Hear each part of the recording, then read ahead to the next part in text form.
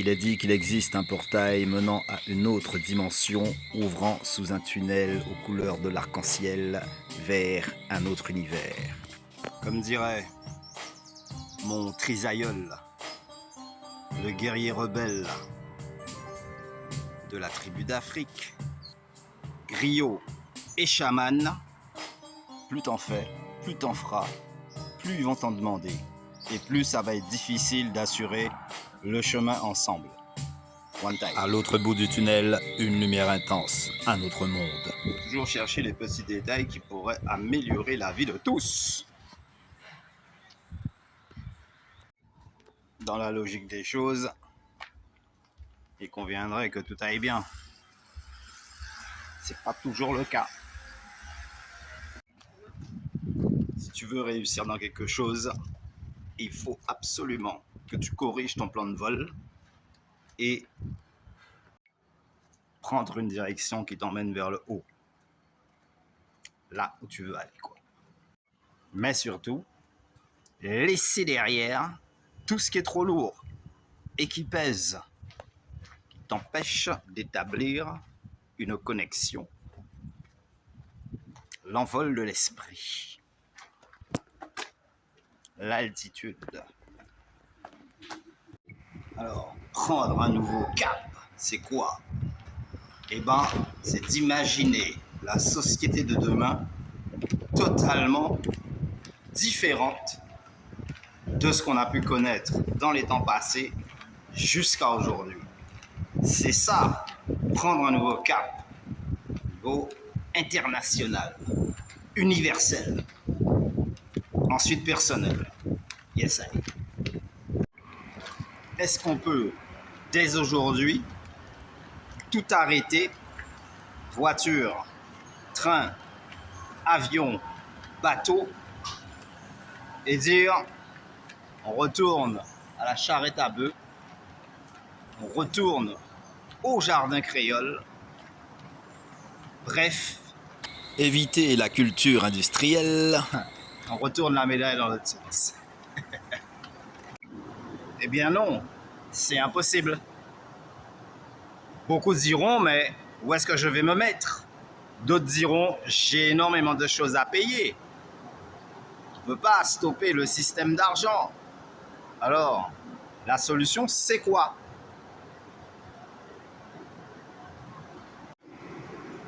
À travers notre esprit et notre imagination, on peut au moins concevoir un champ de vision qui soit réel et possible au fil du temps. Dans l'immédiat, tu ne peux pas tout stopper. C'est comme si la Terre tourne. Tu sais, quand tu es en voiture, tu freines brusquement, ben, l'attraction de la vitesse te pousse vers l'avant, alors que le véhicule stoppe. On est d'accord. Et dans un cas comme ça, qu'est-ce qu'on dit? Ben, faut pas aller trop vite.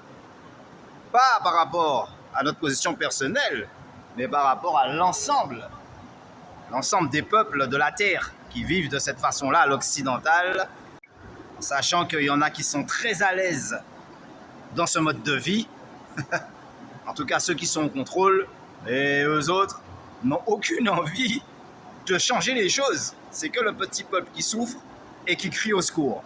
Mais, wait a minute. Je regardais un reportage, donc un paysan, je crois que c'est dans un des pays d'Amérique du Sud, et le gars, effectivement, il a un champ énorme. Alors, je ne sais pas si c'est sa terre. Par contre, lui, il est très pauvre, il a une toute petite maison. Mais il s'estime heureux, parce qu'au moins, la ville, elle est très, très, très loin de chez lui.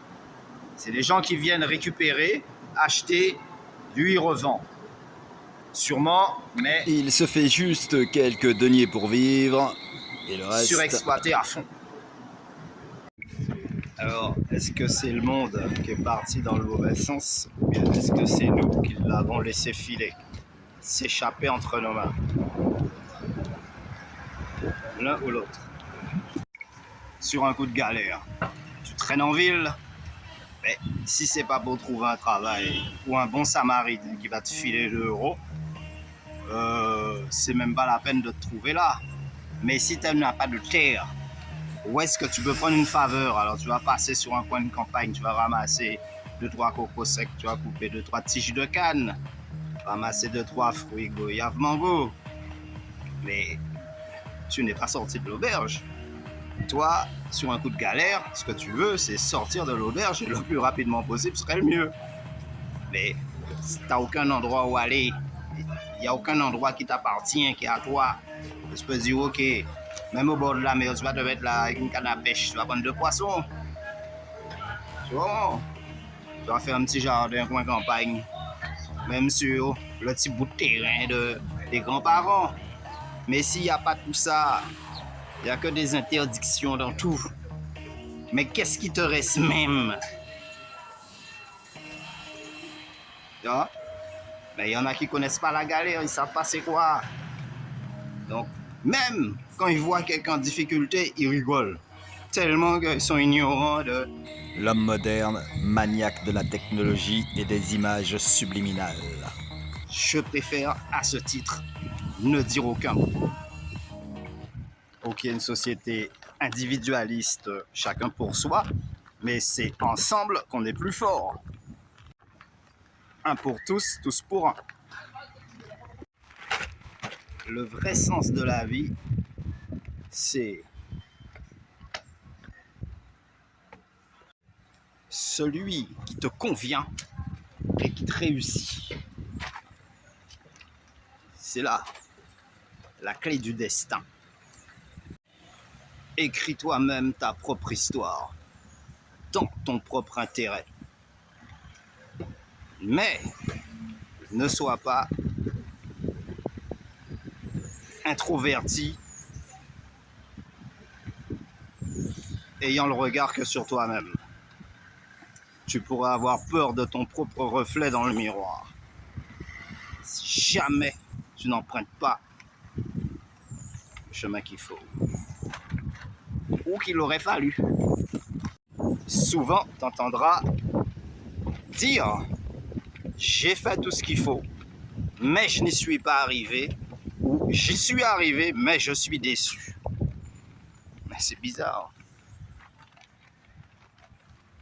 En gros, l'épreuve de force fut trop rude et si quelques étapes ont été gagnées, mais la partie en elle-même a été perdue.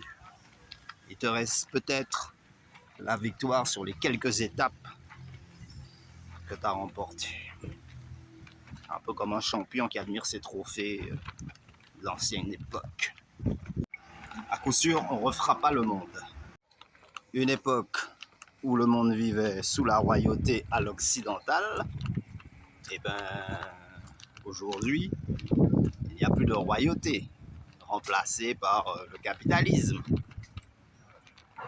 Mais on peut très bien imaginer un monde où on a créé une sorte de parc d'attractions, où tout le monde paye pour venir regarder ces hommes-là. Œuvrant dans l'ombre des sociétés secrètes, cherchant le pouvoir absolu pour dominer le monde.